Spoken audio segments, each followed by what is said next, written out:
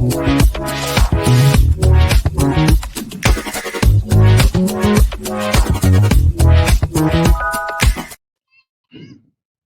old, same old here with this thing. Let me get this thing right. Bam. Okay. So here we go.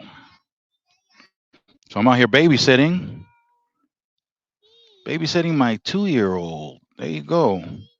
Real quick though, for those who bye, for those who are interested in getting their CDL, have already started the process, or if you haven't started the process, whatever that process is, I don't even know what I'm referring to myself. But for those who didn't know, I've been driving a truck since 1998, so I have some experience.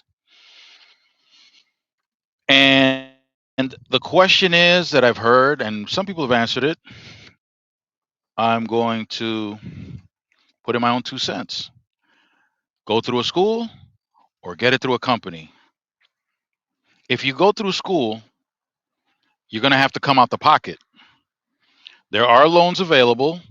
And if I'm not mistaken, the school I went to, if you wanted to attend the school that I went to, which is NETS, New England Tractor Trailer Training School, the school I went to was in Somers, Connecticut, but you have other locations. If you want to go to NETS, for example, which is accredited and recognized by the Department of Transportation, it's going to run you somewhere around $12,000 to $15,000. I don't remember exactly how much. So the CDL is an investment, and in my opinion, it's a good investment because with a CDL, you can go anywhere in the United States and get a job. Anywhere in the United States. So it's a great thing to have. Even if you don't go into trucking right away or at all, you always have that credential or that training to be able to acquire a job when things really goes bad. If you can't find a job somewhere else. There is talk about automation in the trucking industry. I don't see it happening. And if it does happen, maybe in 30 years from now, I don't see it right now. Too many loose ends when it comes to automated vehicles, period, whether it's cars and especially trucks. Understand that in an automated vehicle, what are you weighing? 4,000 pounds? In a truck, you're weighing up to 80,000 pounds or more. So I think you would have to be a little more careful with something weighing 80,000 pounds on the highway.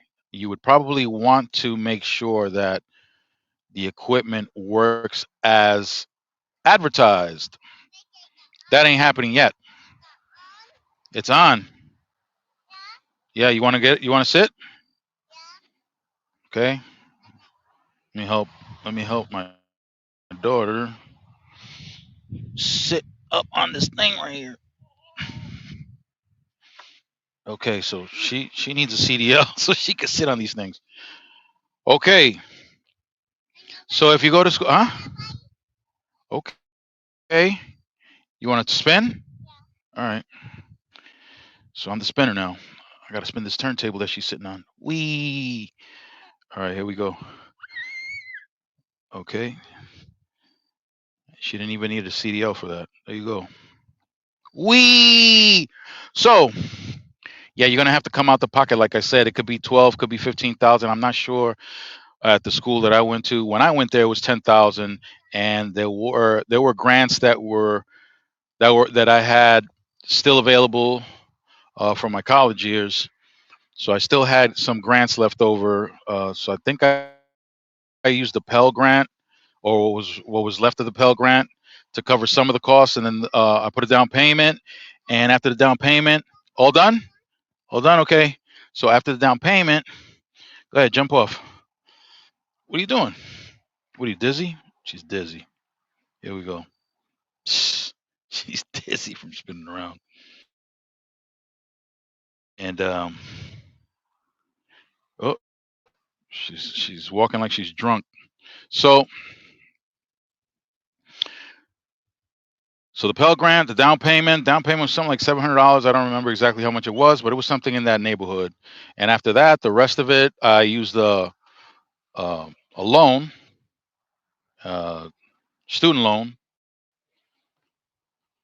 and with the student loan, I was able to pay $50 a month. It made a lot of sense from the person from Nets, the representative of Nets who came, paid me a visit, and broke it all down for me. It made a lot of sense. Basically, had I just finished off my college, I didn't finish. I acquired like 68 or 70 college credits, but had I wanted to continue, I would have owed a lot more. You want you want to sit there? All right. So if I stayed and got my college degree, probably would have owed a lot more money. But the thing would have been the thing. Well, you want me to sit over here? All right. So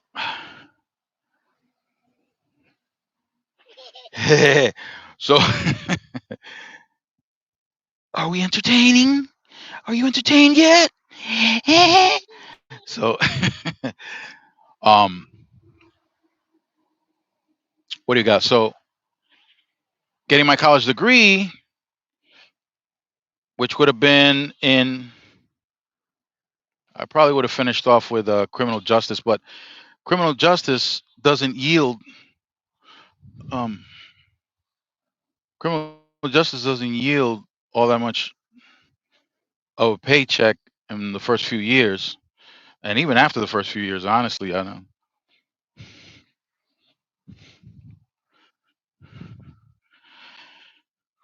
The thing being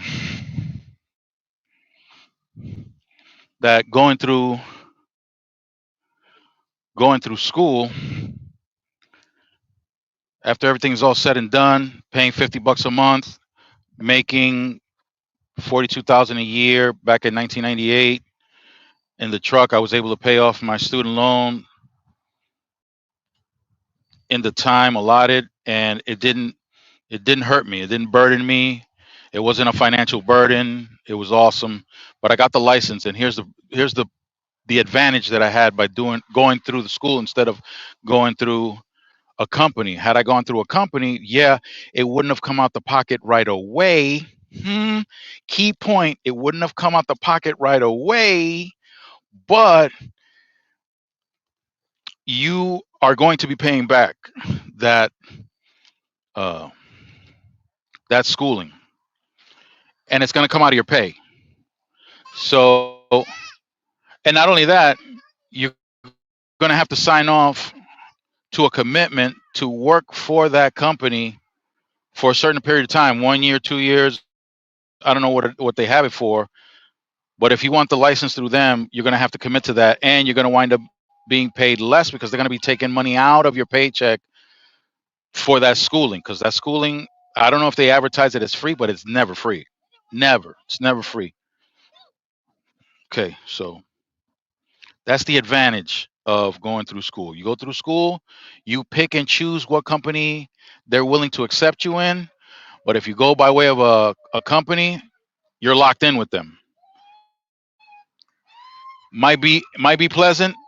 It may not be pleasant, but with once you have your license and you got it through a school, if you wanted to leave that company, if that company is a disaster and doesn't train you well, the trainer is disrespectful and horrible, you can always file an application for another location. But when you go through the company, you don't have that luxury. All right. So I'm gonna let you guys go with that. Listen, stay fresh, keep it profitable, and I'll catch up with you guys like Heinz. Peace.